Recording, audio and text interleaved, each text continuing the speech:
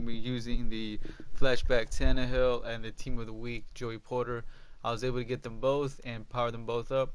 Now I do not have any of these guys with any kind of abilities or anything, so I'm just playing with the complete cards based off just their base stats. So there's no chemistry boost or any kind of abilities or anything like that, honestly. And I know some people are gonna say like, that's kind of a waste.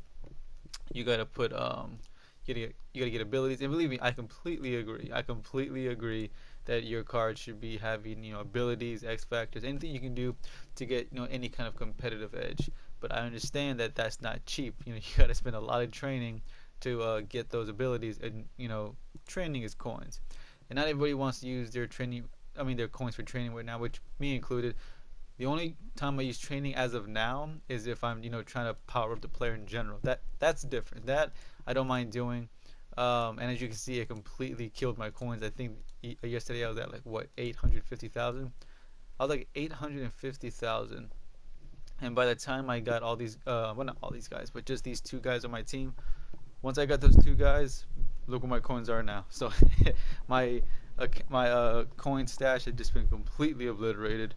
But that comes with the territory, and it should be no surprise that after I spent that much coins on my team, um, that now Tannehill and Porter are now my top two highest overall rated players. And I've played, I think, how many, 5 games I think so far. I think I played 5 games. Hold on, let me see.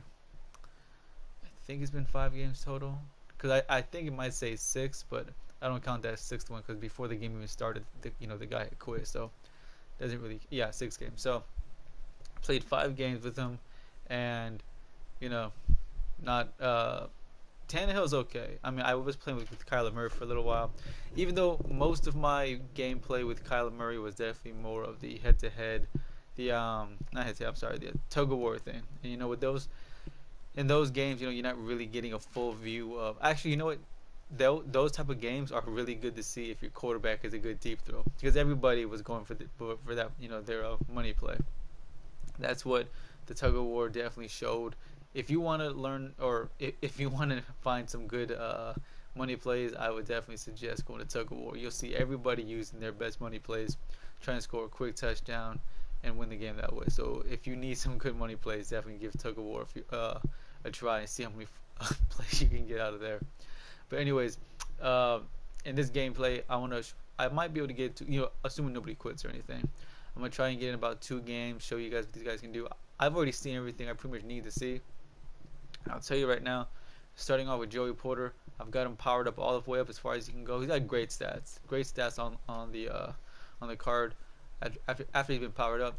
But I can tell you right now, from what I can tell so far, if you're not gonna give Porter any kind of like abilities or anything, he's just not gonna be great. He's not completely irrelevant, but he's just not making his presence known. Um, I'm not testing out. I'm not testing him out in zone. That would just be kind of a waste. I'm blitzing him every chance I get, and just based off what I've seen so far in those 5 games, I don't think he has a single sack. And if I'm being honest, the only way I think he'll get a sack without abilities is if you were to just put him in a QB contain and just hope that your opponent happens to run to his side, and that might be the only way, because he doesn't have great speed. I think I powered him up. I think he's got 89 speed now. You know, right now. So that obviously, if he's gonna, wow, that was a holdback. Actually, I've seen that a few times with almost every quarterback, where it's like my guy is open and my dude just completely just like throws it in the wrong direction. So I don't know if that's more on the quarterback or the receiver or even the game. And I don't know what's going on right now with the connection. The rest says me, then it says him. So I don't know what's going on. And I wouldn't even be surprised if it was him, because for some reason my past 5 games, I think 3 of them, the connection has done that where he just lagged out on the other guy. All right, but so yeah, Porter, I'm not really seeing anything amazing, unfortunately. Tannehill, on the other hand, he's doing okay. He's missing a few passes here and there, and I don't want to just compare him to Kyler Murray just because I played with Kyler Murray the most. Well, that's not true. I think technically the most I played with what has been Patrick Mahomes back when I had him. Now, this is going to be annoying if it's just like this the entire time. That this will be annoying. But anyways, Tannehill in general has not been that bad, but he just at the same time, he doesn't do anything that's amazing. Now, because I have powered him up so much, he's up to 86 speed, and that's exactly where Kyler Murray is. So they both got the same speed. I didn't get a chance to compare their agility and everything, but I would assume that Kyler Murray has a much better agility rating and whatnot than Tannehill does. But as far as throwing the ball, he's doing okay, but I don't think he's a huge upgrade over Murray. The thing though is, of course, but for my for my case, he does help me in terms of my theme team. I mean that's just obvious. Kyler Murray wasn't getting kind of boosts for me. Tannehill does now on paper, Tannehill is way better than Kyler Murray. All right, way better. But Kyler Murray was not, a slacker by any means. I had no problem keeping him. If Tannehill hadn't come out today, would have like no doubt in my mind. I would definitely be still playing with Kyler Murray. But anyways, so if you guys were curious about it, and yes, of course, yeah, the Tannehill review is 100% coming out later today. Let's see if I can hit this perfectly, and got it. So you see what I'm saying? Oh wow, that was unfortunate for him. But as you can see, man, he in the pocket, he's not that bad. In the pocket, he's not that bad. Let's see here.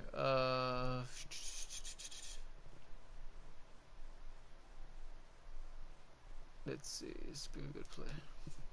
But anyways, so same thing. Tannehill doesn't get any kind of. Like I said, I powered him up as far as he can go, and he does not get any kind of crazy abilities. I was hoping he would get like Hot Route Master or something, even Gunslinger, anything, to give him a little extra boost. And honestly, he doesn't really get anything amazing, and that was a dangerous throw. But that was an accurate throw, though. It was an accurate throw. But yeah, so Porter, so far, what I can tell is, yeah, if you're not going to put any kind of abilities on him, he's just not going to perform at a high level. And Tannehill doesn't get. I mean, yeah, of course he gets like the pocket dead eye and the stuff like that, but that's really not anything too crazy. I mean, yeah, it's helpful, but it's not really going to be like a game changer in my opinion. Because honestly, he doesn't even really need it. Some quarterbacks absolutely would. Like, I know the new Lamar Jackson that just came out today looks. Oh no, I'm sorry, yesterday looks pretty good on paper as far as speed ratings, but I mean his throwing ratings were just disrespectful. I think he had like 85 throw power, which is nothing. 80 deep throw, 83 short, I believe is what it was. It was just like nothing nothing attractive about it whatsoever. So yeah, so as far as Joey Porter, you'll see right here, he's just not really doing anything. Like even in the run game, I'm not gonna cut him off completely right now because it's only been like a few games, but what I can say for sure is if you don't got abilities on him in the pass rushing game, let me say that in the pass rushing game he's just not showing up. The run stopping game, he's a bit more effective, but as you see right there, he is getting off those blocks pretty fast. So the run blocking, I'm sorry, the run stopping gameplay is not so bad, but pass rushing is like that's just not it's just not there. Now I did see that allegedly the Team Diamond is going to get a little bit of a sneak peek. Should be coming tomorrow, I believe is what it said. Yeah, so tomorrow we might get a little sneak peek of some Team Diamonds, and hopefully your teams get. And I saw that coming. Wow, that was a horrible fast. But yeah, he had his guy open, that's for sure. But I have put Joey Porter everywhere that I can, man. I put him in the 3-4. I put him in the 4-3. I put him on the edge. I put him inside. I put him everywhere in the field, trying to make him efficient. I just can't get nothing out of him. It's unfortunate. So I was thinking the whole time, because I am going back to my my nickel, my big nickel G. I've been in that formation for so long now, and because I got Porter, I went back to the 3-4. I try to go back. I try to play to Porter's strengths to see if I can get the most out of him. Considering what I invested in him, I want to get the most out of him. It's just not showing. So it's looking so far. Of course, right now I still do not have any kind of abilities on him yet, but I do plan to put some on him eventually. And if he shows up, then it'll be a different story. But as of right now, just based on his regular stats, yeah, I'm not seeing. For me, anyways, I'm not seeing a return on my investment. That's for sure. Which is unfortunate, but it is what it is, right? And I know my goal was to have like 1,000,000 coins by the time Team Diamonds came out, but man, I actually got hit with some good luck actually. Just because it's Joey Porter yesterday and Tannehill today, so I got really lucky with my theme team. I got 2 back-to-back theme team, and I was desperately in need of a right outside linebacker. I got it. And I was in desperate need of a high overall quarterback. Um, not because of I needed a high overall quarterback on the field, but I mean like as far as like theme team wise. I mean because like I said, Murray was doing fine with me, so but just to help out the theme team a little bit. So I got Tannehill and I got Porter, and that, as you can see, it wrecked my coins. So now I gotta hope that by the time Team Diamonds comes around, I have a decent team, and I would imagine I'd have best case scenario, I would have like what 400,000 maybe to work with, which I'm hoping is enough. And I don't know who his quarterback is, but this guy can Russell Wilson. Wow, that's well, I mean, for all I know, that could be like a powered up Russell Wilson for all I know. But I'm surprised if that's the core elite Wilson or better. That's surprising. Let's see. Yeah, so I don't know if I mean, I would assume I'd be able to afford the next Team Diamond Dolphin player that comes out. But if their price goes for what I think it's gonna go for, yeah, I'm just gonna be like flat broke. This is a bad idea. Yeah, I'm actually kind of grateful he overthrew that, because if he had threw that on target, yeah, that definitely could have been picked off. Well, no, definitely would have been picked off. But let's see here. So yeah, guys. So my next two reviews are going to be Porter and Tannehill. I'm pretty much done with the Tannehill review. I've gotten all the highlights I need. I've seen everything I need to see. I don't need to see anything else. But Porter, yeah, I don't have much to show on Porter, and that's just the sad truth. And like I said, if I get, not if but when I get the abilities on him, and if he performs better, then great. Then he'll be, like I said, he'll be worth the investment. But if not, it is what it is. As a matter of fact, if he doesn't perform with the abilities, you know what? I'm most likely just gonna downgrade him and just like get some of my coins back, because that's just a waste of it if that's the case. Because if he's only gonna perform, and hold on, first let me see if I can hit this. And got it. There you go. There's another example of Tannehill doing his thing. Okay.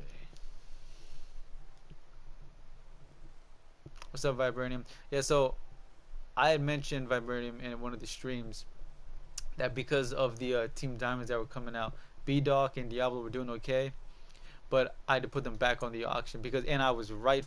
I called that so perfectly too, because when I heard about the Team Diamond promo coming out, I immediately put them on the auction because I knew once word got out, their value would just dip completely, and I was right because I wanted to save up for Team Diamonds, and as soon as I put them on the auction, I pretty much got my coins back. That was number one. But then, like, I want to say a couple hours later, after they sold, a couple hours later, that's when I guess the word broke out the most, and all those B-Docs and Diablo cards, their prices plummeted by like what 40,000 or so, and I was grateful. Like, thank goodness I put them back on the auction when I did. But Diablo, I wasn't really overly excited about. Dawkins did pretty good though. Dawkins, you were right about Dawkins, and I don't know how he. Wow. Okay. If he had caught that, I was gonna say that was a ridiculous pass. That would have made up for a lot of his mistakes. But and I guess we all know where this is going, right? But anyways, yeah. Ryan Dawkins was doing good. He was doing his thing. I had no complaints with Dawkins, but for sure though, it was more of a coin situation than anything. And I was right because another thing, if I still had B Dogs, I don't think I could have been able to afford Tannehill and Porter on my team. But like I said, you know what? Speaking of which, I think this got me to the playoffs. And you know what? Right now, let me go ahead and power up Porter right now and start playing some games with him. And then after that, then I'll see what happens. Because I don't know. I doubt Joey Porter's value is going to go down anytime soon. At least not to Team Diamond. When Team Diamonds comes out, then he might drop a little bit. But I'm fairly confident that right now, I should be able to see if he's worth anything decent with the chemistry boosts. Well, not chemistry boost. I mean the ability boost, I should say. Let's see here. I definitely do not have enough training to pull that off, though. That's for sure. So let me go in here real quick. Need to get some training really quick. Let's see if I can find a cheap option. Anything like around 45,000 should do it. Let's see. Anything below 55, 45. I really don't want to spend the actual value, but it looks like it's gonna go that route anyways, which sucks. I was hoping I'd be able to. Actually, you know what? Legends are pretty safe bet when it comes to getting below market value. Where we at? Where we at? Yep, like I told you. Okay, here we go. Let's see if I can get one for 45. One for 45 pops up. If not, I'm gonna just have to settle. Yeah, I didn't think so. Alright, fine, whatever. I'll make the coins back eventually. And like I said, if this works out for him, I wonder if he can get the edge threat without the card. I wonder. Let me see that actually. I want to see if he can actually get the edge threat with. Wow, really? It's still not enough. Wait, no. How much is edge threat? Is it 1200? I think it's 1200. Let me figure that out real quick. Because if I can give him edge threat and without having to put in that actual card, I might actually just do that even. So I definitely don't want to lose the edge threat. Let me see. Can I get edge threat on this one? Nope, I didn't think so. That sucks. Okay, where's it at? Where's it at? Here we go. Yeah, 1250. Okay. So believe it or not, this is like the only card I have right now that has an ability on it. And like I said, just because, not that I don't want to put the abilities, it's just that I know how expensive abilities can get down the road. So let me see here. This. Let me actually go ahead and activate this because I've made that mistake before. I'm pretty sure we all have. I'm pretty sure at some point we've all made that mistake. We gave somebody an ability, but we just forgot to actually activate it. Let me see. There we go. Okay, so he's got the edge threat. So now it's actually a whole different story. Now, like I said, if I'm gonna at least play the playoffs. I don't know how far I'll get in the playoffs. For all I know, I'll lose the very first game right here. But I want to say 3 games after everything I've seen already, because that's the one silver lining. I don't really actually have to play 7 more games with him to figure it out. I've played enough to know what he plays without it. So I like to think 2, 3 at the most of these games should be telling enough of whether or not he's worth keeping or not. And if not, hey, I could always, like I said, just power him back down to his lowest thing, and then just get my coins back, which is a lot of coins. I think I spent like 280,000. That's not exactly cheap. You can do a lot with 280,000. So, anyways, we're gonna see how good he really is with the abilities on him, if he's worth keeping. It might not. If this game goes the way it's supposed to, if nobody quits, I might even be able to find out in just one game. If there's much of a difference, because it's just sad. It's sad when you get when you spend that many coins on a player, which I've said before. It's hard to spend that many coins on any player at any point of the game and get full value. Not impossible.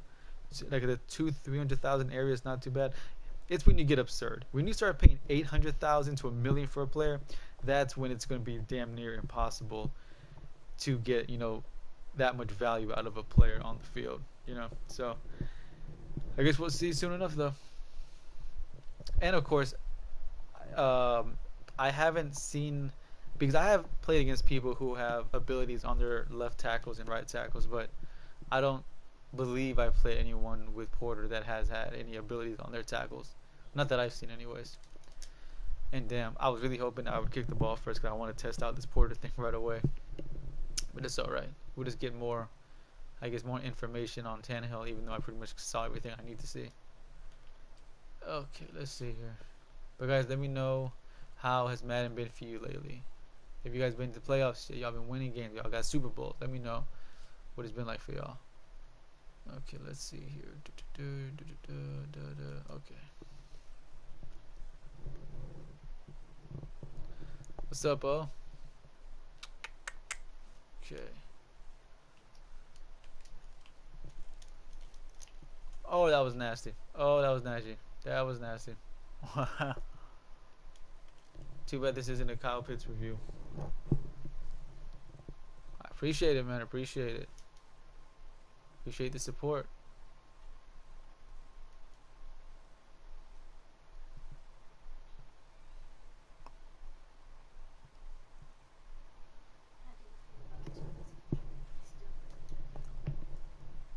mean, he was already injury prone as it is. This doesn't really help. Now he's already he came into the league with that stereotype. It looks like he's gonna leave it with that stereotype, whether it's with us or somebody else. Um, as far as believing in him, yeah, absolutely. But him getting hurt was definitely not his fault. Nobody can say that it was his fault. No Dolphin fan can claim that we have a great offensive line. Nobody would ever try to sell you that lie. But so I said, it is what it is, I guess.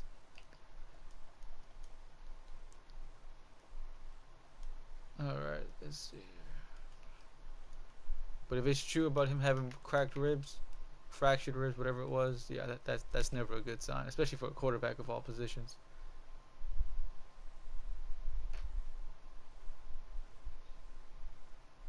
But of course, that's just my opinion. Okay. I don't know if you guys were paying attention, but I just saw that Joey Porter animation trigger off, so that's a good sign at least. That's a good sign. Although it's good and sad at the same time, because if the edge threat, wow, okay, you know what? I'm not gonna complain. A win's a win. But if that's what it takes for him to be effective, getting the edge threat. If that's the case, I think it's a safe bet that there's like um, plenty of players out there that I could get for a lot cheaper that could get the edge threat. So him having a great game with the edge threat ability, I don't think that's a great selling point. I mean, it's a great selling point if you want to get him on your team. You just gotta have him on your team, of course. But if you're looking for like a great player that's gonna dominate because of the edge threat, yeah, I feel you could definitely go a cheaper option if you're just looking for someone that can get the edge threat ability. But that's just me. Yeah, I bet you do, bro. I bet you do check that thing every day.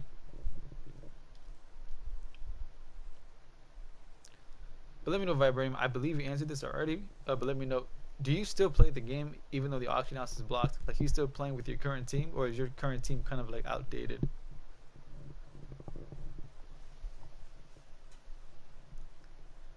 And also, I know I said I was just gonna play 2 games, but as you guys saw, my 2 games, my both of my opponents quit within like 5 minutes, so that obviously doesn't count.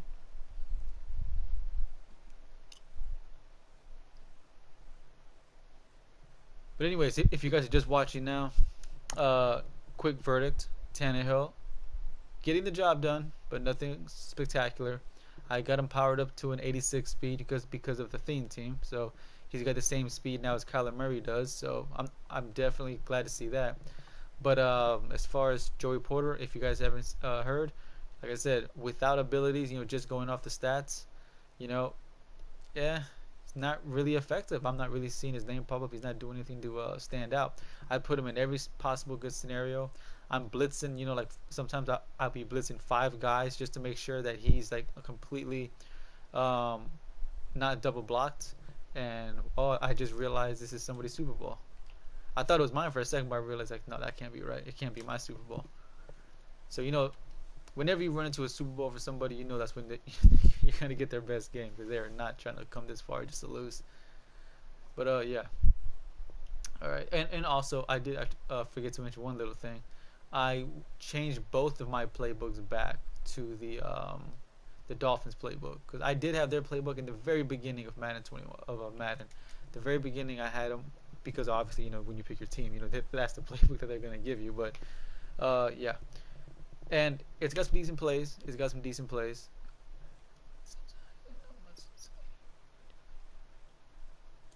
All right, let's see if I can get some decent plays here. And I am trying not to be one-dimensional because when I'm reviewing quarterbacks, I tend to be one-dimensional. I'm just passing all the time, and whatnot, and you're really neglecting the running game. And we all know if you're just gonna pass the game, pass the ball all game, it's gonna be really easy to figure you out. So you got to keep your opponent honest. So, for this particular game, I'm not just gonna be abusing Tannehill the entire time like I've been doing the past couple games.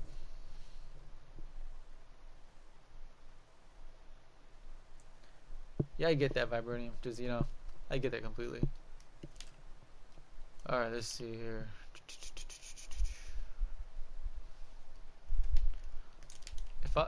If I had more time, I probably would have waited, probably threw that ball deep. But the guy's blitzing like 5 guys, so I'm not gonna have time to be doing all that. But you know what? Honestly, if that's the case, I know what I got. I can do this instead. Let me see. Hold on. Where's that play at? All right, there we go. This is assuming, of course, he decides to stay in the man-to-man, which I forgot to make one substitution. But let's see if I can get away with it. Let's see if I can get away with it. Yep, I can get away with it. It's not really much of a pro tip, but guys, if your opponent's gonna be a man-to-man, just run slants. You don't need to do anything else. Just run slants. I promise you, you won't regret it.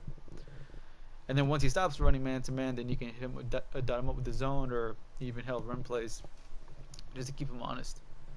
All right, this is still man-to-man. We got a shot. It looks like he's playing. Yep, perfect. You couldn't ask for anything more. You couldn't ask for anything. Wow, wow, wow. I was just saying and hyping up Tannehill. I was just hyping up Tannehill, saying that he's pretty much a decent pocket quarterback. I know there was somebody breaking loose and there was somebody in his face, but man, that completely goes against what I've just been saying about him being a decent pocket quarterback. That one hurt, but it's all right. We're gonna make a comeback. We're gonna make up for that one.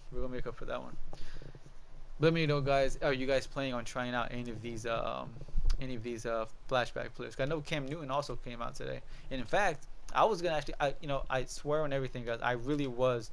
When I saw Cam Newton was released, not released, revealed, I was gonna pick up Cam Newton and replace Kyler Murray with Cam Newton. But then at the same time, I saw that they had released Tannehill. And speaking of there, that's a much better deep throw. From Tannehill. But yeah, so for me, obviously, it makes a lot more sense to pick up Tannehill than Cam Newton, just because of the theme team boosts. So I'm still gonna give Cam Newton a shot, see what he can do, review him. But for now, if you guys are wondering, yeah, Tannehill is not doing that bad. He's doing pretty decent. But as you saw earlier, if you saw it, yeah, he's definitely prone to throw a few bad plays here and there, even from the pocket. Like I said, I think he was under pressure because I saw that D tackle did get loose, so maybe that might have affected it. But who knows? Just throwing that out there. And if he runs his back, I'm gonna be pissed. Okay, here we go. All right. Is that right, Vibranium? Cam Newton is definitely a good player in Madden, and in real life too. I'm not trying to take anything away from him there. All right, hold on. Let me put Porter over here, because like I said, guys, this is technically my first game, because my other one doesn't really count because the guy quit. But this will technically be my first game, because I don't imagine this guy quitting anytime soon. This is gonna be my first game with Joey Porter with abilities, and that ability, of course, is edge threat. So, I'm trying to see if I can get my value out of that with the abilities. Wow. I just realized chances, because I realized once again, I gotta break that habit. I keep forgetting to make these damn adjustments, and it completely throws everything off. That should have been Amos over there, not Chancellor, who of course has a lot more speed than Chancellor does. But guys, if you're listening right now, don't forget to make sure that you give this live stream a like, so we can get the word out, guys. We can get more people noticing and aware of this channel and the games. Let's build this channel back up. It starts with you guys. Because I need you guys' help as much as possible. But let's see. Here we go. Oh, completely overshot that. Completely overshot that.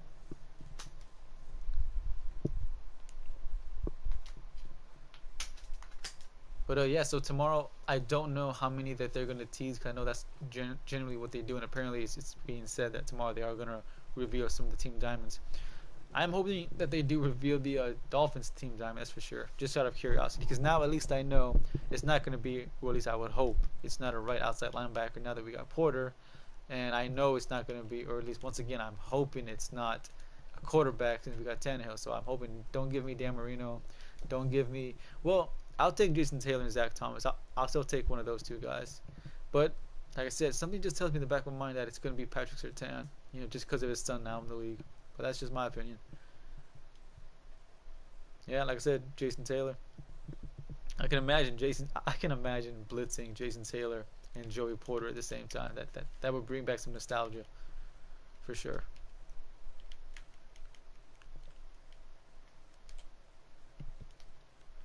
Alright, you know what? Let me go back into the 3-4. Because even though if I put him at DN, that he should still be able to get some pressure there. Let me see. Okay, there we go. Okay. Yeah, his Man 16 card was ridiculous, man. That was definitely, and after a while, like even when more cards started coming out, he turned into like a great budget card. 'Cause I think he dipped down into like what I think the 50s, 50 or 40,000, which was like nothing back in Madden 16. Madden 16 back then, you can make 50,000 in like like in 30 minutes without even trying. That's how easy it was back then to make coins. I don't know if you guys remember that, but Madden 16 making coins was effortless. But yeah, so his Madden 16 card was amazing. But we all know it's very unlikely that cards nowadays are going to be that insane without abilities. And I think it's safe to say, it's safe to say that I think abilities might have, in a way, ruined the game. And that's my honest opinion. I never did like, and I still don't like the, abilities, because it's like I get it. It's a video game, and it's Ultimate Team, so it's kind of like a fantasy team kind of thing. But at the same time, can we add a little bit of a little keep, I should say, not put, but can we keep a little bit of reality in the game? Like having like Lamar Jackson have things like escape artist is gonna make everything so one dimensional. Having like a speed boost come out of nowhere, you know. Yes, I get it. He's fast. I'm not saying he's not. Same thing with Kyler Murray. Yes, I get they're fast. I'm not saying that they're not. But still, it's like you just get like this super speed boost, or even like abilities, like I'm mentioning with Joey Porter and everybody else. With when you give them like edge threat, right? You give them the edge threat ability, it's like they're gonna destroy that left tackle 10 times out of 10. Like it's ridiculous. Like that's not realistic. Yeah, a good defensive lineman is gonna beat a bad offensive lineman more often than not, but 10 times in a row, like that's not gonna happen. In reality, they might beat them like maybe 6 or 7 times. All right, like for example, look, Khalil Mack, Aaron Donald, these guys, they're great. You're great. But if you sit down, all right, and actually just watch, like every single snap, when they, of course, without being double teamed, if you just sit there and actually watch, they're not beating their guy effortlessly every single time. All right, they're not. Some of those guards and tackles one on one actually do hold them up plenty of times. You guys, or sometimes like throw them to the ground. You guys have seen this. All right, so in Madden though, it's not going to do that for you. In Madden, if you put a gold left tackle up against someone with edge threat, yeah, they're going to get dominated every single time, and that's just like not realistic. I get it. It's a video game. Yes, I know people are going to say that, and I completely get that. Yeah, you're right. It is a video game. You guys suspend belief a little bit, but at the same time, don't say the slogan, like EA Sports, it's in the game, and then do some nonsense like that. Like it's one or the other. Is it in the game or is it just fictional? Like make up your mind. And my guy was open, but you see, once again, it's my right tackle. My offensive line is decent. I got some high overall cards, like all over my line. It's just my right tackle, which actually, now that I'm thinking about it, now that I got so many Dolphin players, I can actually afford to replace my right tackle and not be worried about chemistry boosts, because that was my thing, that I couldn't replace my right tackle because I didn't have enough Dolphin players to match it.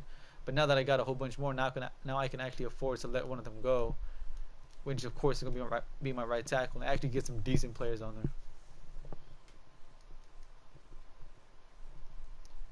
there. Yeah. Like I said, I've seen a lot of Aaron Donald's plays, and I've seen plays where like he's one on one, and like not often, obviously, yes, but like here and there, he will get like thrown to the ground. Not thrown. You guys know what I'm talking about. Like he's trying to like he's over pushing, and the guy can just come out somehow like maneuver his body and like use his momentum against him, and he'll just go sliding on the floor. It happens.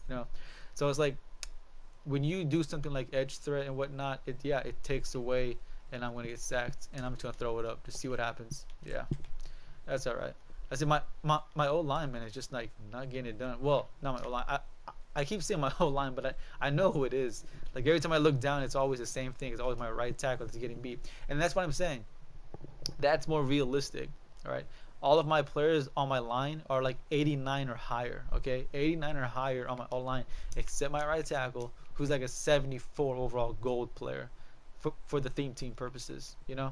So it's like when I see him get beat, like you saw just now, right? There was no abilities on that guy. He just got naturally beat. Like right there, look at that Jack Youngblood. I got no abilities on him, but I bet if I were to replay the stream, he didn't do anything crazy. He just beat his guy and got pressure naturally. You know, like yeah, there you go right there. I just saw a little bit of the replay right there on the screen. That's all that happened. That makes more sense. All right, but I bet you if he would have passed the ball 5 more times, you're not gonna see Youngblood get that same pressure every single time. You know, and that's what I would like it to stay at. That's what I would like to see, not so much the ability. So I would love, and that's what even once again that's what made reviewing cards and playing with cards more fun and more um, what's the word I'm looking for? Uh, Not fun, but man, I can't think of the word. More doable, I guess. Like more interesting, I guess, because without abilities, you really just have to go off the card, right? Like, think about that.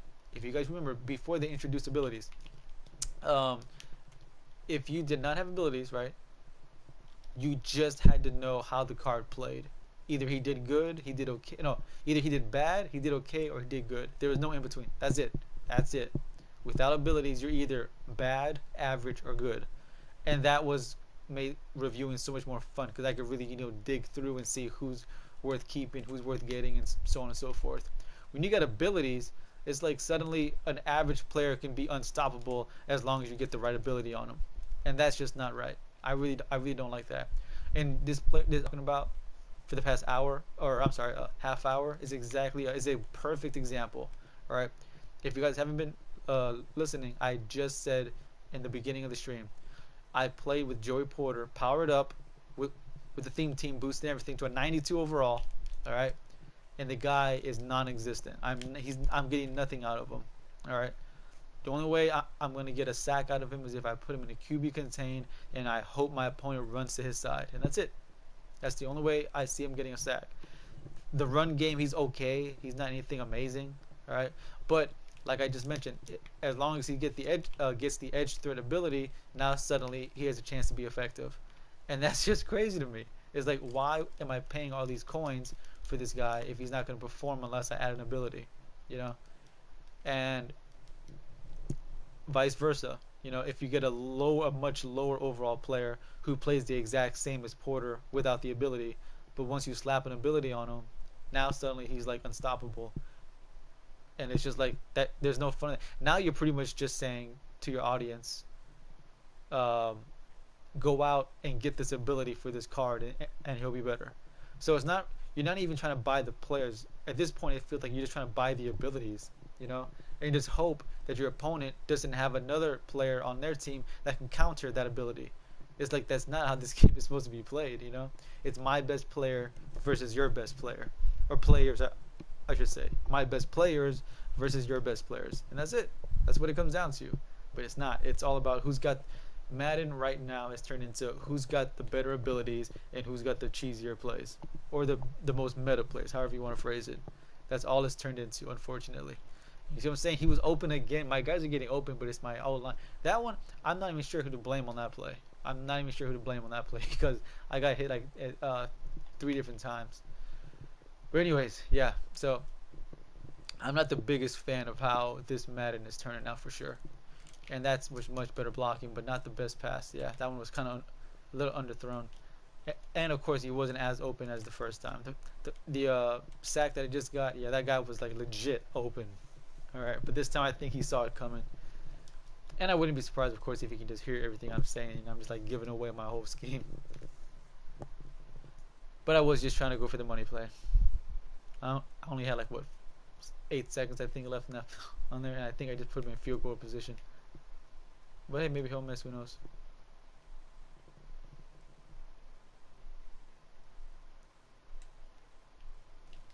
And wow, I did not think he was gonna miss that. Did not think he was gonna miss that.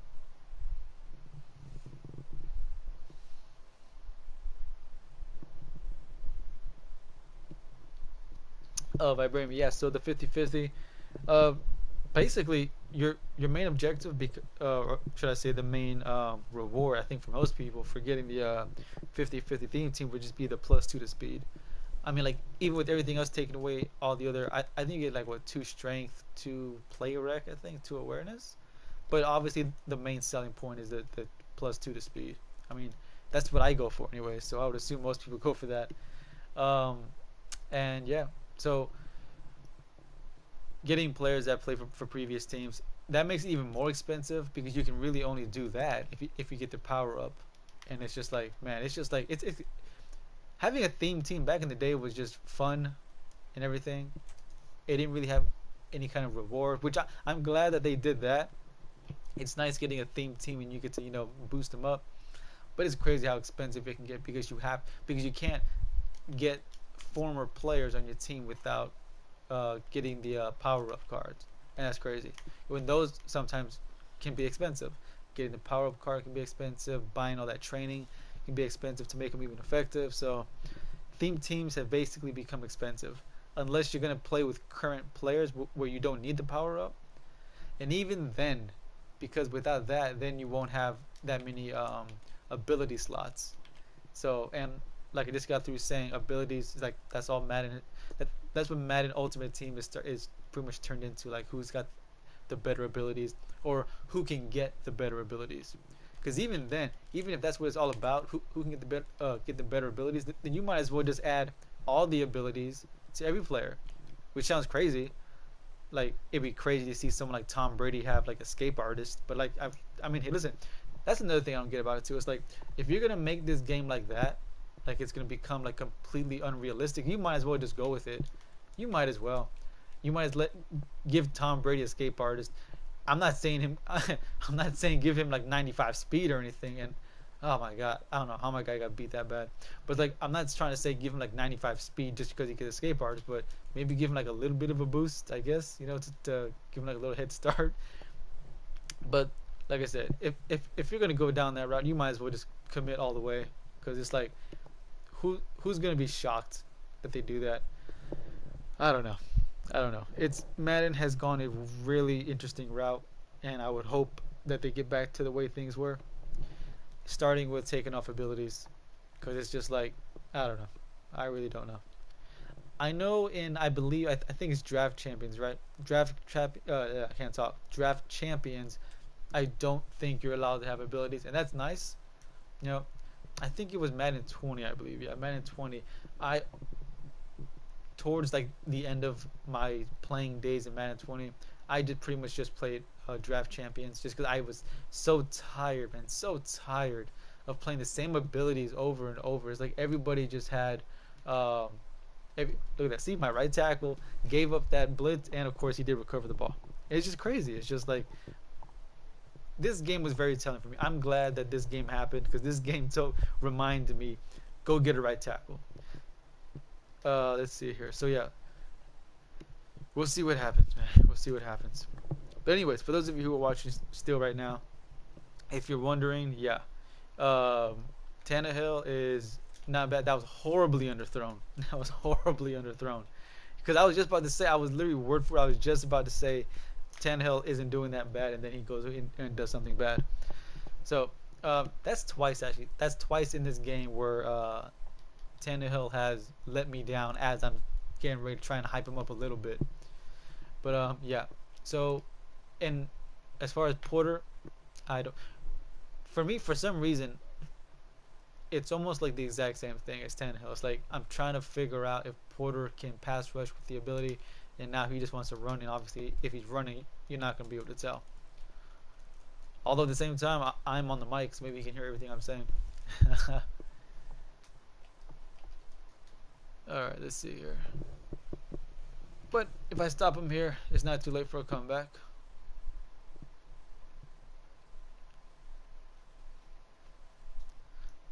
But yeah, guys, so we've been talking about Team Diamonds for almost a week now, and it's right around the corner. Team Diamonds is right around the corner.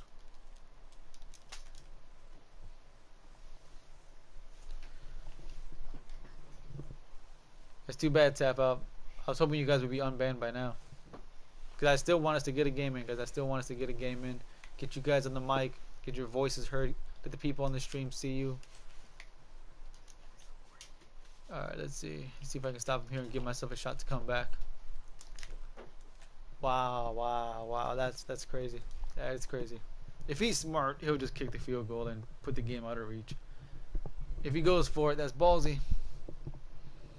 Or maybe he learned that his kicker just isn't good at making those type of kicks. Alright, let's see here. Let's see what happens. I stop him here, I got a shot at least anyway. Coming back. He converts this game is done.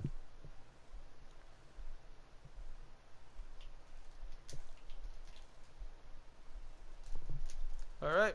I got a small shot. Oh, damn. Okay. Never mind. I thought I was down. I didn't think I had a shot to run anything back. Alright. In my defense, because I know I'm down, I am trying to go for for the home run plays, and I really got to stop doing that. I got to focus here and actually get back in the run game. Because I've been neglecting the hell out of my run game.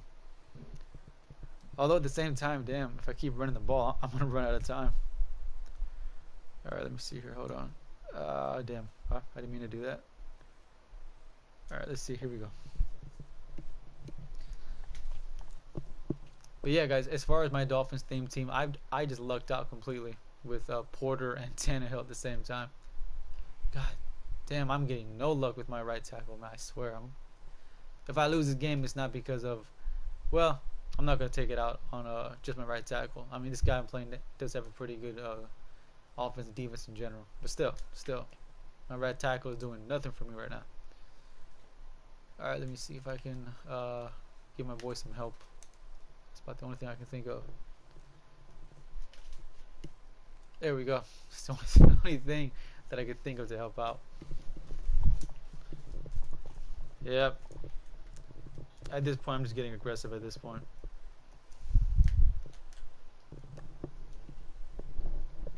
Oh well.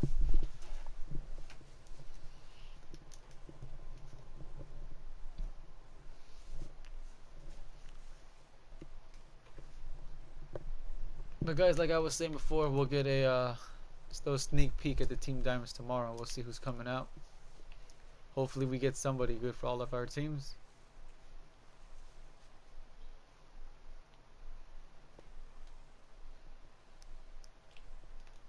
I'm actually kind of surprised he's still passing the ball. This game is pretty much done. And this whole game, I have yet, like you guys as well, I have yet to see Porter pop off. I think my previous game, that animation from the edge threat was triggered once. And that was it. I'm not seeing anything else from Porter. I think that's a very telltale sign right there. I don't know. So hopefully, I mean, of course, I'm going to mention all this in the review and everything, but still at the same time, it's like disappointing, man. Because I was really hoping that if Joey Porter were to ever come back to the game, he would be like a lot better than this.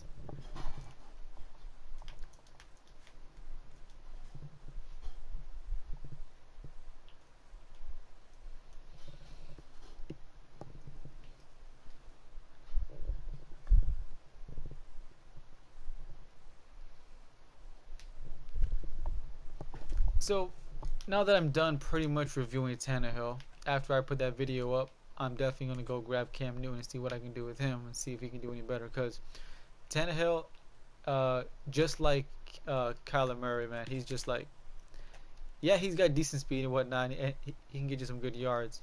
Just slide with the guy. Just slide. Because all it takes is that one hit. Because he has fumbled for me, that's for damn sure. So definitely make sure you guys are just sliding with Tannehill if you decide to get him. However, with Cam Newton, I haven't seen his ratings as far as the carry rating and everything, so I don't know how good he is there. But I'm tempted to try it out, see if he can actually truck people over. I don't know why I tried to hit stick right there.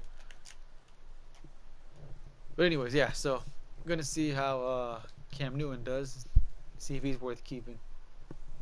Although at this point, yeah, I doubt I'm going to be keeping Cam Newton. Even if he like balls out or anything, I doubt I'm going to keep him just because of the whole Tannehill thing, and that would have been just like a waste. 85. Okay, well if Cam Newton's carries 85, then that's a lot more safe, I guess is the word I'm trying to think of. Yeah, a lot more safe than Tannehill, because I think Tannehill is like, well, I'm not even trying to guess, but I would imagine like somewhere in the high 60s or low 70s. But congrats to this guy, because like I said, this was the Super Bowl, and I didn't really focus that much. Because in the beginning of the game, I did say to word for word that I want I don't want to just abuse Tannehill to keep passing over and over. I do want to get the run game involved. And I did the complete opposite. I just got stuck inside the pass game. So since this game is pretty much over, there's no reason to run the ball now. I might as well just see if I can keep testing out Tannehill for you guys. For if you guys are curious to see how he plays. So let's see. And also I would be I feel like I'd be doing a disservice if I didn't mention that this game would have been a lot different if you see what I'm saying? You see what I'm saying? This game would have been a lot different if my right tackle wasn't letting me get sacked every 3 seconds I snapped the ball. Right there, I just got some decent blocking, ran away, and got a decent pass off to, of course, who else? Waddle, who, of course, as usual, was open. Because Waddle, like, plenty of times I mentioned in the stream, Waddle was completely open, whether it was zone or man. But my O-line, well, my right tackle was completely letting his defensive line get past and just getting me sacked every single time. So that doesn't help. So after this game is over, immediately go into the auction house and I'm going to go pick up a better right tackle now that I don't have to worry about the chemistry scheming. Why not? Yeah, why not? He's done everything else in the game.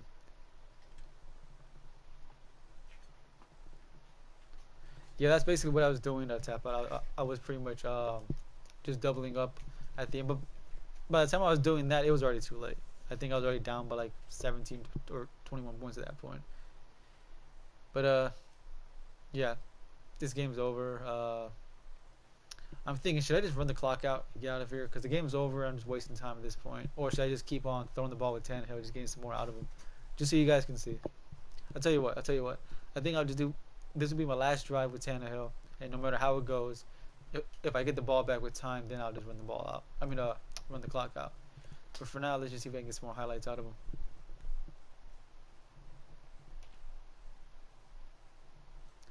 But yeah, like you said, Tap out. Yeah, I know. I don't predict. Right, I know the market is going to crash once those team diamonds come out. And this is also is what I'm trying to emphasize too, guys. You see, I'm getting a decent amount of time, and my people are getting open, and that's all I've ever asked for.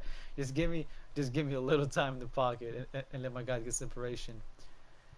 And that shows how valuable a offensive line can be. 700 cards, damn. How'd you get so many cards in your binder? Cause I think you said you had like what 2 million coins and 700 cards. So technically, you probably have a lot more coins if you had sold those off.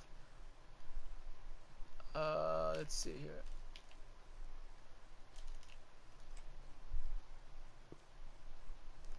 Yeah, Taba. Hopefully you and Vibranium, man. Hopefully that whole thing gets worked out, man. Cause that sucks. Cause honestly, if I was banned from the auction house, I don't know how much enthusiasm I would have for the game. Honestly, like, yeah, you can still play. Yeah, I shouldn't have thrown this pass. That was dangerous. But yeah, I would still want to play, but at the same time, with my team pretty much at that point feeling like outdated, yeah, that would just suck.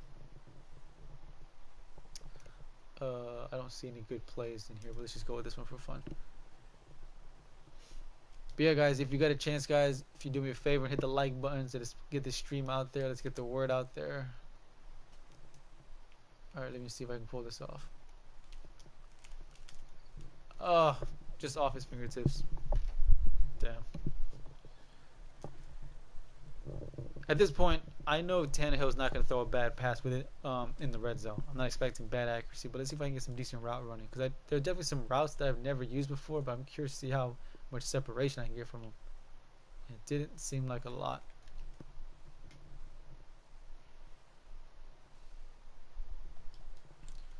Alright, let's see. Let's see what Madden can bring up. So guys, here's a question for you guys if you guys are listening. Of all the Maddens you've played, what was the one meta play on offense or defense that you absolutely hated the most? Because there have been a lot of them. From all the Maddens, alright, that's asking a lot. Because there have been a lot of abusive offensive defensive plays that everybody was using. Which one did you hate the most? Because I know that's a loaded question. There's a loaded question, man. There are a lot of crazy schemes out there the past decade in Madden. Oh, I shouldn't have done that. Oh my god. You know, I don't think he's QB contained the entire game. And the one time he decides to do it is when I uh, try to start running immediately. Stretch. Yeah, stretch can be annoying. I think for me though, I want to say the most annoying one for me might have been either it's like a two-way tie. Honestly, I think the swerve glitch was one of the worst ones ever. And what was the other one? I can't think of the other one. My mind's blanking right now. I can't think. Oh yeah. It wasn't so much. It wasn't the offensive thing. It was the defensive blitz. It was the what was that offensive called? I mean, defensive play called. It was some kind of blitz, right? Some kind of blitz, and it was like damn near impossible to stop. And I don't think it was a nano blitz. Was it nano blitz? Yeah, that's what it was called. It's like you put your guy in the right behind the D tackle or something like that, and your guy like when you snap the ball, that linebacker comes in with like half a second, and that's it. You're sacked. Like that, I hated. But I think actually it was Madden 16, right? It was in the 3-4, not the Nano Blitz, but it was like a SS scrape, no Mike SS scrape, something like that. And the guy came around the edge completely untouched every single time, no matter what the hell you did. So I think the only way to combat that was to like run the ball to the left. I think, like yeah, that was definitely something else. So I definitely feel that that might have been the worst. Having having a blitz that just comes completely untouched. So let me know, guys, in the comments real quick if you can.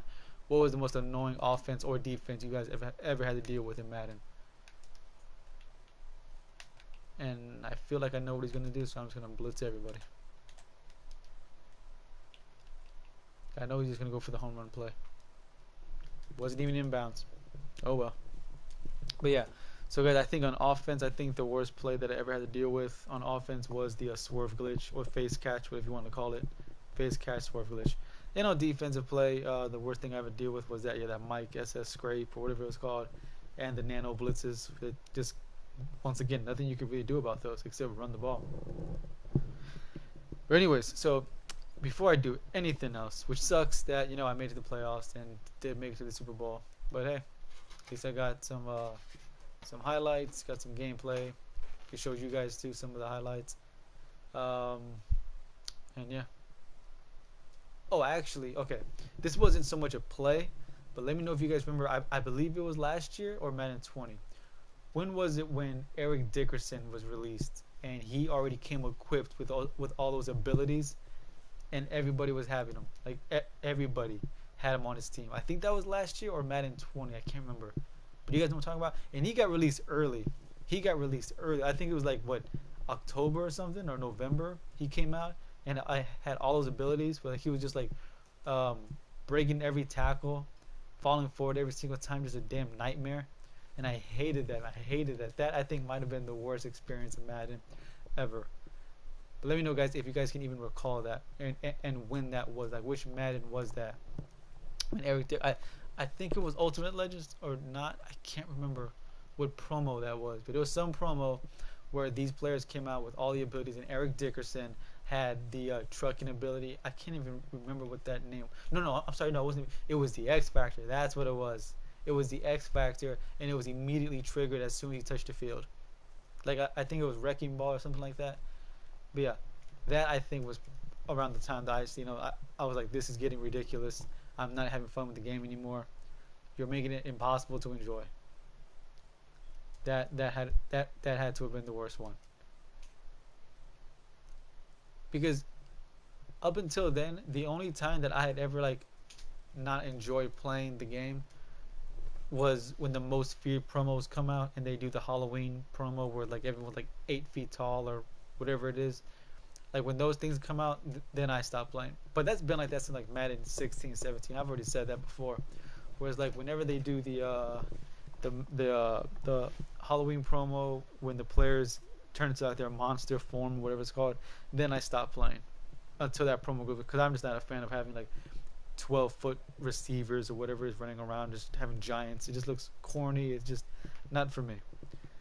But anyway, so like I said, guys, before I start another game, I need another right tackle, and now I can actually afford to have one and not like sacrifice my my theme team. So I'm trying to figure, who should I go for my right tackle? Who's actually pretty decent? Who are my options? All right. That's pretty much everybody. Okay, so I don't need a good run blocker. I know that. I just need a good pass blocker because I'm not struggling with the run when it comes to running the ball. Where we at? Pass block, pass block. Nope, that's a run blocker. If you guys have any suggestions for good pass blocking right tackle, let me know and I'll check them out. But yeah, actually, I might pick up this guy because he got superstar. Oh, actually, okay. I like the attributes, the abilities. 85 pass block, not bad, not bad. But what's the ability? Dominant Batman from. Yeah, okay. So I might get Beluga just because he got that ability. I forgot what it's called. I think it's called Edge Protector, right? Edge Protector. Yeah, I think I might go for him just because of the ability. But let me check out a few more guys before I make that call. Juwan Taylor. I remember when he was getting drafted, man. I was so high up on him. I was banging the table for my Dolphins to draft him, and it just didn't happen. I think he fell to the second round. That blew my mind even more because that guy was slated to be like a top 15, top 10 pick. And that guy slid all the way down to the second round. That blew my mind. And you know what, guys? That's an interesting topic. Definitely let me know that. Right now in the comments, let me know what player ever in the NFL draft were you surprised to see fall down to like the late first round or even the second round. There have definitely been a few for me. A lot of players I can say for certain that I was surprised slid down so far. And I can definitely say Juwan Taylor was one of them. I mean, he's not doing that. At least I don't believe he is, from what I've been told. It doesn't look like he's doing that good, anyways, right now. But Juwan Taylor was definitely someone I was surprised. I was like, wow, that guy fell that far. DK Metcalf, yeah, that's another good one. You know what? I think I'm gonna just go with Bulaga. Yeah. So guys, yeah. DK Metcalf was a good one. He fell down. Another one for me that surprised me was Jarvis Landry, which was a positive because when I saw him fall to us, I was jumping up and down. I was like, wow, that guy slid all the way down to once again the second round. Laramie Tunsil, man, I could talk about that forever. Laramie Tunsil was supposed to be top 5 pick, but because of that video that came out with him, he slid down to us. He did good with us. He wasn't a bad player, but when they traded him, at first I wanted to be upset, which I was. I was like, damn, how can you trade that guy? We just got him. He hasn't been doing bad. He hasn't been causing problems. Why would you trade that guy? Then I found out what they got for him. I was like, okay, I see why you traded that guy. I would have took that in a heartbeat too. Like, how do you turn down 3 first-round picks? All right, yeah. So we're gonna replace you with you, and hopefully Bulaga gives me some decent time in the pocket, especially with those abilities. So I'll play a few more games, and if I don't get any kind of return on my investment from Bulaga, yeah, I'm gonna feel some type of way. But with these little abilities, edge protector, that should come in handy. So I would like to think that I would get um, a much better pocket presence. Anyways, so I'm gonna get one more game in with Porter, and that would be my deciding factor. If he's not dominant in this game, I'm moving on. Well, not moving on, but I'll definitely like power him down to his lowest ability until I get my card back, and then I'll put him back on the auction because right now that card goes for about 280,000.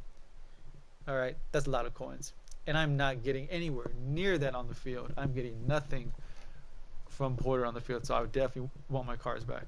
But anyways, who's another player that slid down? That was surprising because I could talk once again. We could all talk about that forever. Players that slid down that were a surprise. Let's see who else. Man, I thought this would be a lot easier, but when you guys sit down and think about it, Najee Harris, the running back, I'm surprised he fell down so far because especially after the success you saw from Derrick Henry. Now I understand Najee Harris is not the same player as Derrick Henry. He's not as powerful. He's not even as big. He's close. He didn't have the same career that he had in college, but you would assume after the success Derrick Henry was having or had, oh wow, am I really going up against another Dolphin player? Okay, this would be fun. Going up against another Dolphin themed player. All right. Anyways, yeah. So I was surprised he fell as far as he did. But yeah, guys, who else can you guys think of off the top of your head that you're surprised fell so far in the draft? There have been a lot of them. Oh, let's see who else fell in the draft a bit. I don't know why this is so hard. This is like really interesting question, but I can't. I don't know. I can't think of them all of a sudden. All right, let's see here. Hold on. Before I start thinking about that, let me make my adjustments really quick. Shouldn't be too many. Oh, okay. And I forgot to make my coaching adjustment. Damn.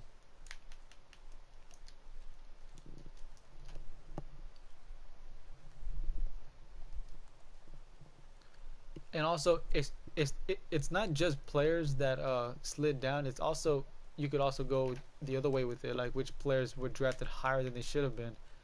Now that we, once again, we could talk about that one just as long.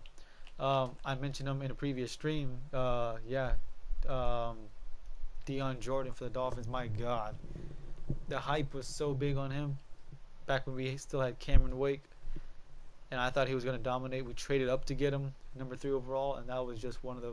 That's got to be the biggest bust in Dolphins history. I'm sorry. We've had a few of them, but damn, that one's got to be up there. So let me know, guys, if you guys can think of busts for your teams. Now that's actually kind of surprising. The only Dolphin that I have not gotten on my team yet has been Brandon Marshall. Not that I didn't want him or anything. It's just that at the time, because he was released fairly early, I was wow. I finally got some pressure from Porter, finally showing up a little bit. So he needs to be a lot more dominant than that for me to keep him though. But that is answering one question though. If you want to get anything out of Porter, you got to give him the abilities, which is sad to say, but hey, what are you gonna do, right? But anyways, I forgot the name of the player from the Raiders who they just took a few years ago. They drafted him like in the top 5, something Farrell or Pharrell. I don't. Okay, obviously it's too soon to call anyone a bust after like 2 years, but from what I've been told, it doesn't seem like he's doing anything great over there. Let's see, 4th and 1, 4th and 1. If there was ever a time for Porter to step up with some run blocking or something, shit, this is his moment.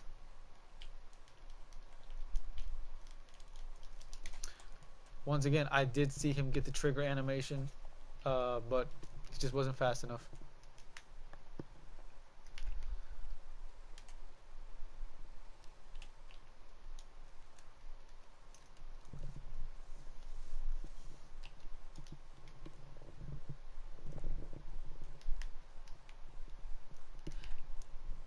And also, I think, and I could be wrong, and it's a good thing though. It's a good thing. Okay, wow, there we go. Look at that, finally. Okay, so I think we have our answer now, right? I think now we have our answer. If you want to get something out of Porter, yeah, you're gonna have to put some abilities on him.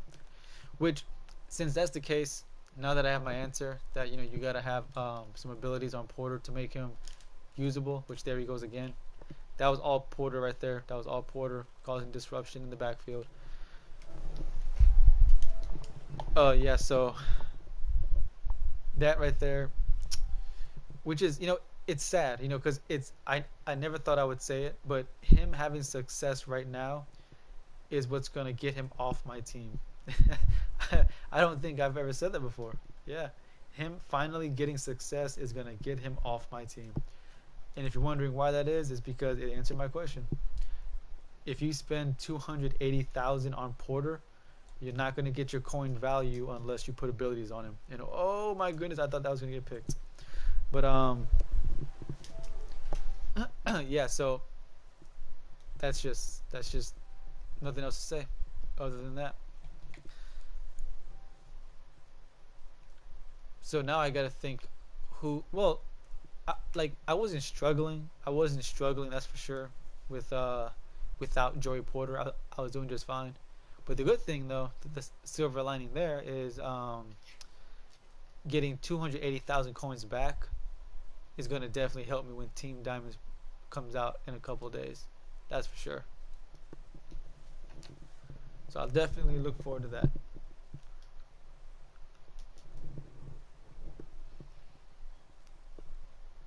And it's always trippy because it rarely happens.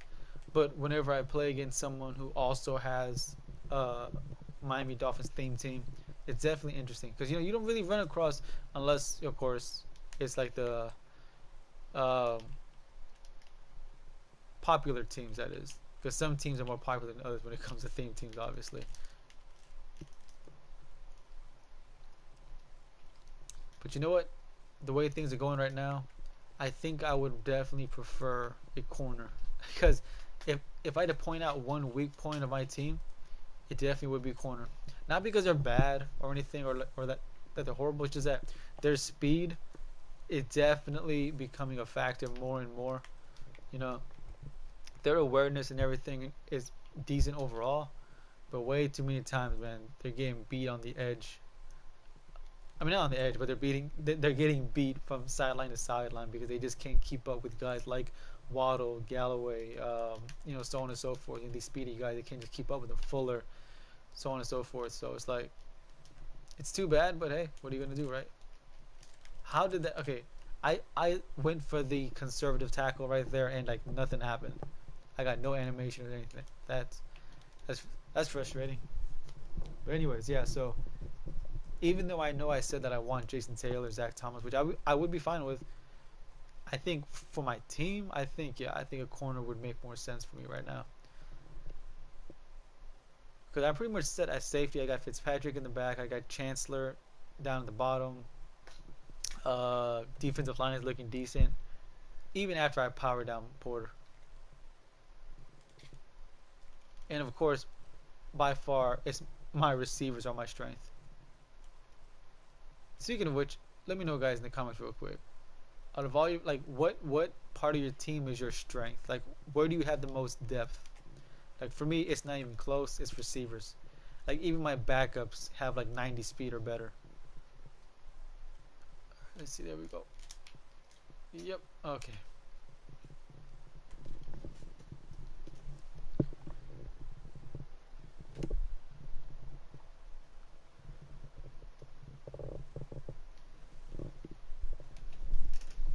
Okay. Let me see here. Do this. Do this. Oh, that was some decent stick move. That was all just stick move. And I got real nervous when I saw Tannehill get hit. I got so nervous. I thought he was going to drop the ball right there.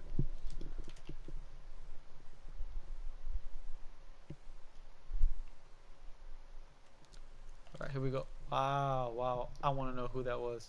I mean, I know who it was. But I mean, like, unless he came untouched, because I don't think he was even touched by anybody. All right, let's see. I really wish he would do that again. I wish he would do that again. Hold on. I wish he would do it again. It's like the one time I don't block my running back. All right, here we go. Come on, Tannehill. I need a dot. I need a dot. And he, of course, Fuller drops it.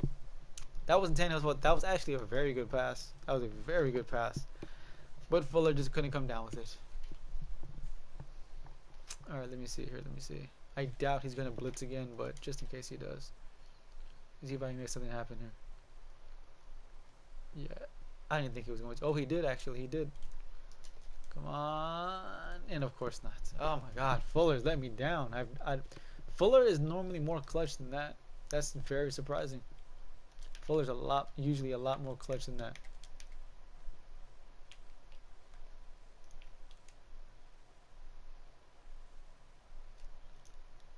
Oh, and I took it right back. Oh, wait a minute.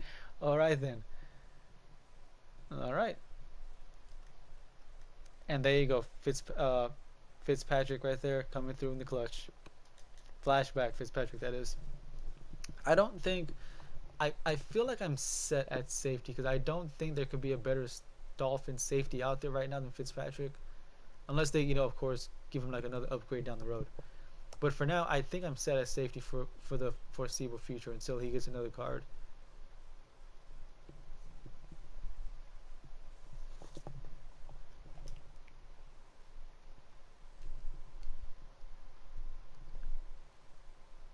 Once again, guys, just a quick little reminder, if you have not already, make sure you guys hit the like button to get the stream noticed, to get the stream out there, and get more people aware of the channel so we can get the channel back to where it was and definitely where it should be for sure.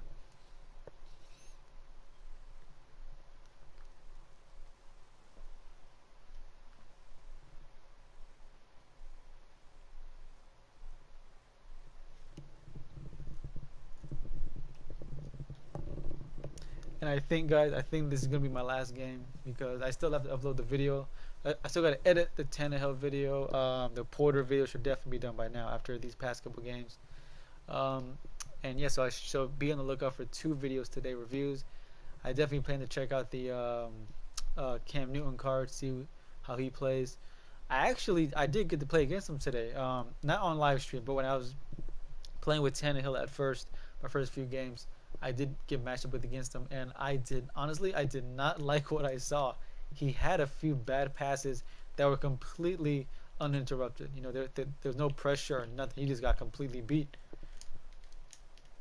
And I hope that was just a bad case of bad user or who knows what. But I saw him once, and just based off those few that one game, I did not like what I see. So I'm a little nervous. I'm a little nervous how he's gonna play for me. But let's see what happens here. Wow, I completely whiffed on that. What's he got? A minute 26 and 2 timeouts. Let's see if I can at least hold him to a field goal. I can live with that.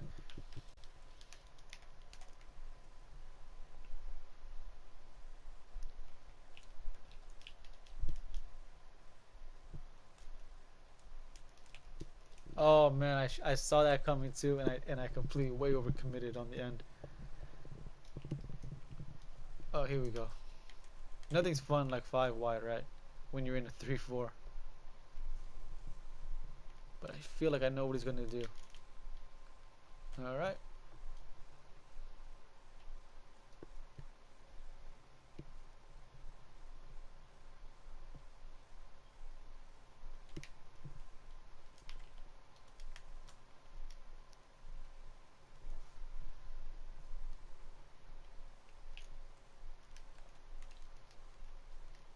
Wow, where is Porter? You guys see what I'm saying? It's like that guy had all day in the pocket, all day. Like I got his, I don't know, I don't know. He's not. I don't believe he's getting double teamed. I do want to pick up Brandon Marshall. I do want to pick him because right now I'm trying to think my receivers. I know who it is. Well, Jamar Chase might be the only one, just because he doesn't get a theme team bonus. But even then, like even without the theme team bonus, like he still does good, you know. Oh, that was just right time. That was, I mean, right place, right time. That wasn't even really skill. That was just quick reflexes. I saw him throw the ball, and I just pressed triangle. So I'm not even gonna act like I just got skill like that or anything on that play. That was just right place, right time, like I said. But actually, you know, let's see if I can score because I got all my timeouts, but only 21 seconds. So let's see if I can what I can pull off. This is a bad idea. I pushed the ball up. I pushed the ball up. Why did he throw it to the sideline? Let me know, guys. Has that ever happened to you? Because that happens to me way too often, man. Where like I'm trying to throw the ball upfield and they end up throwing that ball to the sideline, and that just makes it way too easy to be intercepted.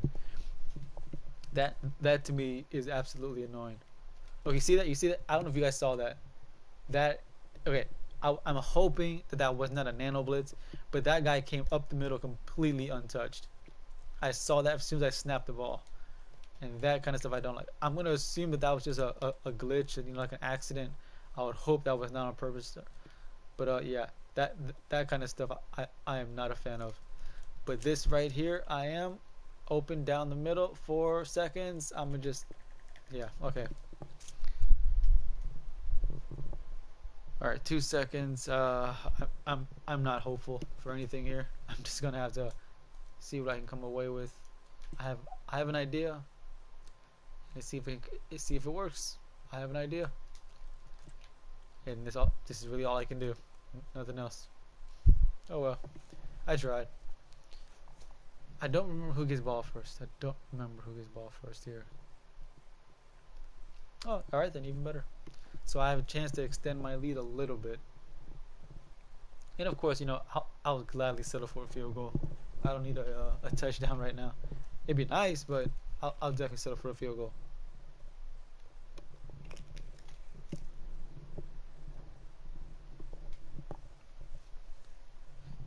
But you know what? I'm glad it's gone. Well, not gone, but it doesn't seem to be as effective. Is the well, I mean, I guess it depends, you know, who you have there. But how do you guys feel? Like, let me know in the comments right now. How do you guys feel about people who kick on kickoffs that kick to the fullback? How do you guys feel about that? Because for me, honestly, I just don't like. Okay, I get why they do it. You know, it's common sense to why they do it. But it's like, why do you feel the need to? Because I do really. Okay, and honestly, I don't know who's more at fault. Is the player more at fault for doing it, or is EA at fault for letting it happen? Because once again, if it shouldn't be that hard to fix. Like in real life, if you did that, I find it hard to believe that the actual kick returner would just like sit there and let the fullback catch it, because obviously that ball is hanging in there long enough. So I just don't understand why Madden can't fix that. You know, I don't know why that is, but let's see if I can get some separation here. So like I said, if I do get Brandon Marshall down the road, I feel like Chase would be the one to get replaced. Not because he's playing bad, just because I feel Brandon Marshall with the power up boost and the theme team boost would be a little bit more effective than Chase. But even then, at that point, Chase would become a backup, and Chase as a backup, man, my backup's already fast enough. That would just make them even more fast. And it does seem like this guy just gonna, yeah, I'll play it safe. Throw it down to Pitts. I would love a upgrade at tight end. Not because Pitts is bad. Pitts is hands down has to. It's he. You could argue that he's still the number one tight end threat in the game right now.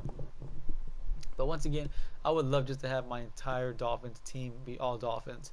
And we don't have many options at tight end. There are a few of them. Of course, we got Gesicki, but I don't see him getting any kind of upgrade anytime soon, unless they do like a campus hero or a combine warrior or something like that. Or of course, if he just has a really great game and they give him like a team of the week card or something. But anyways, hold on, let me see if I can get some separation. Go upfield. There we go. Okay. But yeah. So running back, yeah. Raheem Moore says he's doing fine for me. Reggie Bush is always still out there, and I'm sure that there will be plenty of running backs released down the road or that will have Dolphin chemistry. And I don't know why I'm still passing the ball like this close to the red zone. This is just a bad idea. Yeah. I don't know what I did that for. Yeah, exactly. Tap out. If you kick to the fullback, I feel like I already know how the game's gonna go. You know, for me, if we start the game off and I get ball first and you scum kick it to me, it's like, yo, really? Like I feel like I already know where that game's gonna go. I feel like I already know what kind of play you're gonna call on offense and defense and everything else. And that was just amazing. That was just like really good run blocking right there. I had a completely open window. Actually, you know what? I don't know if that was more of run blocking or just a bad defensive call. Cause I saw he was in the cover too, so that corner must have been playing way out far wide. But yeah. Also, you know what? What's worse, guys? Let me know also. What's worse, doing the scum kick to the fullback or or always going for the onside? Because there are plenty of players. I'm sure you guys have run into them as well, where the game starts and they immediately go for the onside kick every single time. The silver lining, of course, is if because it's very unlikely that they're going to get it. You know, you get the ball at like the 50, which is awesome. You know, you get half the field to work with. But at the same time, all it takes is that one time for them to get it, and you're just gonna be pissed. So for me, I'm trying to think what's worse. Because like I said, if your opponent is just gonna do the onside kick, you're gonna get the ball with great field position every single time. But all it takes is that one time. All it takes is that one time to not recover, and you're just gonna be pissed.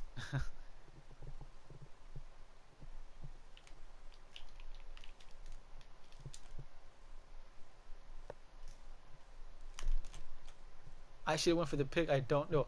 I was already expecting him to catch that. I went for the hit stick. I did not go for the interception. I probably should have. I probably, it's a good chance I would have got that interception. But I was so paranoid. I really thought he was going to catch that a lot faster.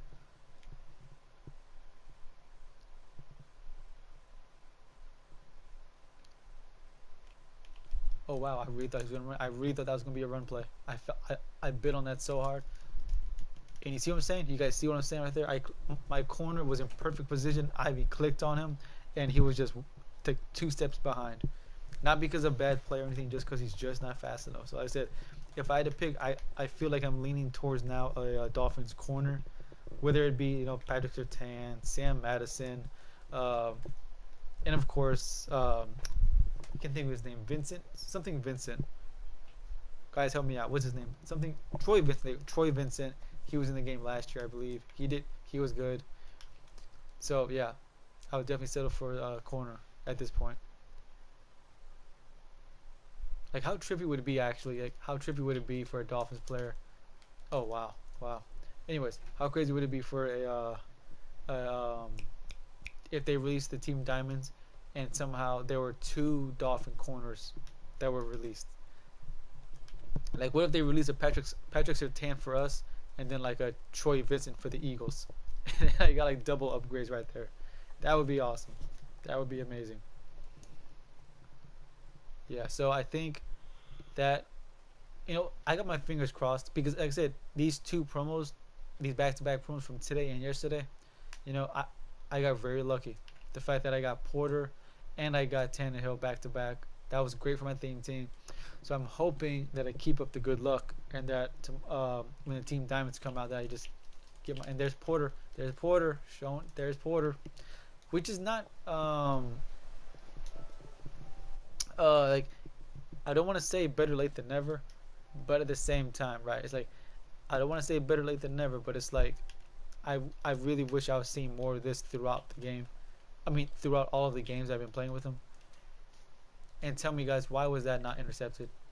I hate when that happens to you guys. Let me know how often that happens to you. How often do you guys have your opponent throw the ball, and either your linebacker or your corner or something, the ball's thrown right in their face, and for some reason, instead of putting two hands up, they just decide to punch it like that? That is beyond frustrating. I don't get why they do that. But anyways, yeah. And right there again, I don't know if you guys saw, but Porter was getting some good pressure. It looked like he got caught up though. It looked like he got caught up in something though. It looked like he got just had like a bad animation after he got free. Okay, now this is basically the exact same play, just in a different formation. Let's see if I can get. Oh, I can come on with this. This might be my new favorite play. This might be my new favorite play. Okay, I don't know if that was more luck than anything. Oh my. Okay, I don't know what that was about. That was a very weird animation to get tackled on, but that was a trippy play. And of course, oh come on, man, not now. Don't quit yet. I want to run that play back. Hold on. Oh damn, he quit. Um, I don't even remember what playbook that was in. I don't even. Oh damn. See, and I just said that I don't want to play. No, you know what? No, I'm gonna play. I'm gonna play again, but I'm gonna play in a tug of war. That way the game can be over like in 3 minutes, because we're all going for the money play anyway, right? I'm gonna try that play again because I did not even see that play. I mean, that play. Tap out. I just saw the message, man. I don't know what you did to deserve it, but you got my girl laughing in the background. Cause I hear her laughing. I'm like, what are you laughing at? And then I look down and I'm like, oh, well, tap out. You got a good laugh out of my girl. That one really hit home for some reason. It's so random. Yeah. All right, let me see here. Now it's gonna be a pain just to try to find that play. Damn.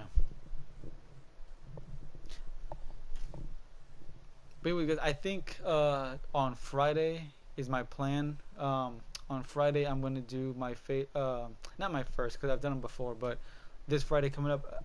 And of course, it's Team Diamonds. Like, what are the odds, right? But on Friday is not only my day off, it's also going to be the day where I've decided that I'm going to do my very first face cam gameplay. So because I've been wanting to do that for a while, I just never got around to doing it, and I know for sure Friday will be my best chance to do it because I'll have the most time to do it. So yeah, so guys, be on the lookout for that, and of course, as always, I'm gonna be asking you guys opinions if I should just keep doing those, keep doing the regular videos. That would be up to you. And yeah, so we'll see.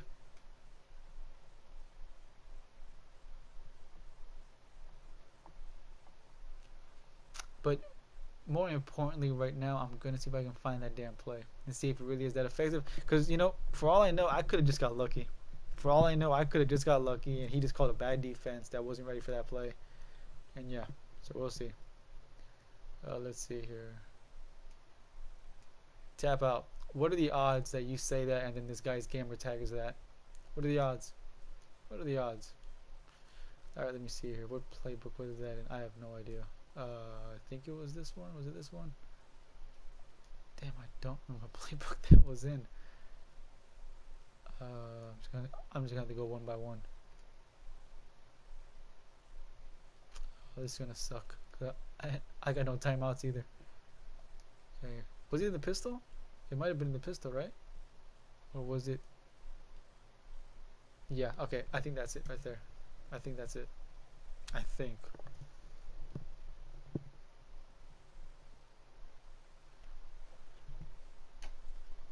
Alright, come on, man. Just accept it already. Just accept the penalty so we can move on. I think I found it.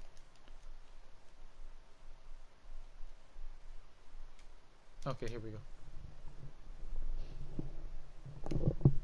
Alright.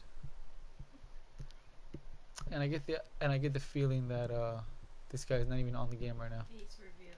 Oh man, Tino. Or not, maybe he is. Hey, what are you talking about? He doesn't know what your face look like? Alright, let me see if I can get away with this. Alright, it looks pretty legit, but that was man to man, so who knows, right? That was man to man.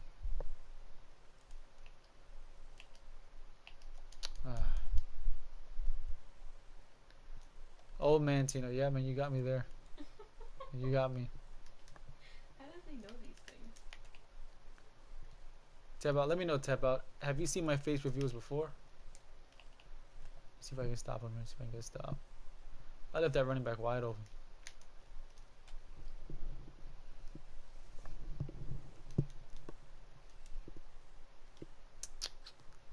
Alright, if he's gonna run man to man, I might as well. Yep, I feel like he's gonna do it again with a QB contain. But hold on, let me see. Hold on, let me see one thing. Okay. Right, there we go. That's better. Okay. Yep. Okay, I don't know what the hell that. I don't know what that was. But the good thing is, though, at least I found the play. But as you can see, it's not that effective in man-to-man. Well, actually, no, that's not true. It can definitely be effective in man-to-man. Just gotta make some adjustments. All right, let's see here. Hold on, let me see.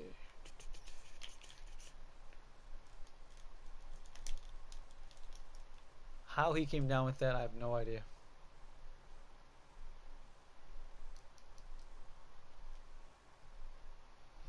Okay, let's see what kind of adjustments I can make and make this play effective.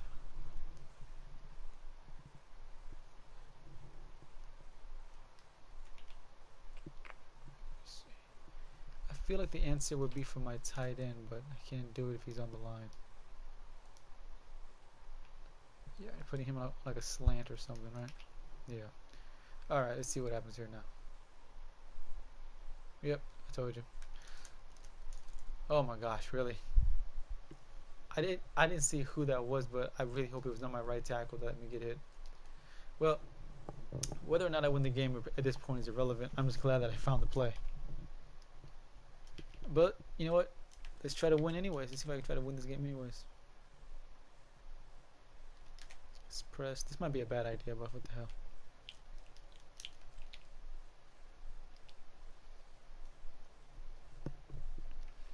So I'm glad to see Porter is now getting the animations. However, he's getting that weird animation. I don't know if you guys are watching, but he's getting that weird animation where he beats the tackle, but then he gets like sucked into the guard. It makes no sense at all.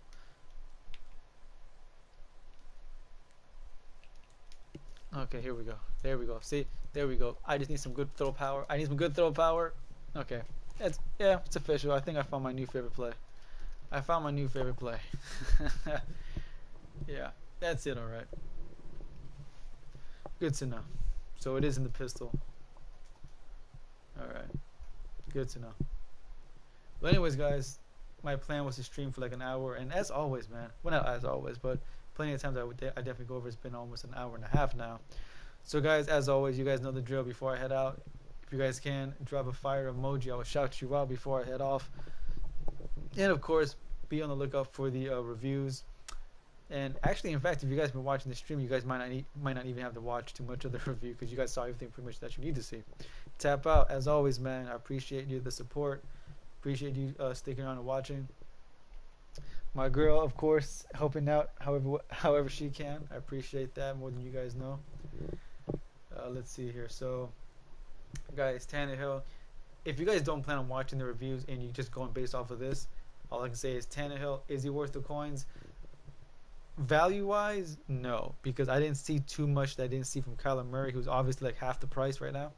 Joey Porter, is he worth the price? Absolutely, 100%, 1,000,000% no. Only if you give him the edge threat, then he'll be a contributing player. But if that's all you need to make him effective, you could put that ability on somebody much, much, much cheaper.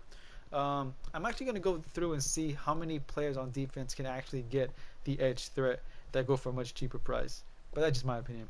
But anyway, guys, like I said, drop the fire emojis before I head out. I'll give you guys a quick shout out if you guys are still in the stream. Um, by the time I sell him off, I think maybe I'll have like back to close to 500 coins, which is great. But like I said, the more coins I have for the team diamonds, the better. But anyways, guys, thanks for watching. Like I said, stay tuned for the Porter Tannehill review. I might even stream again later on today, showing off some of the flashback Cam Newton gameplay. But anyways, guys, thanks for watching, and I'll see you guys next time. Peace.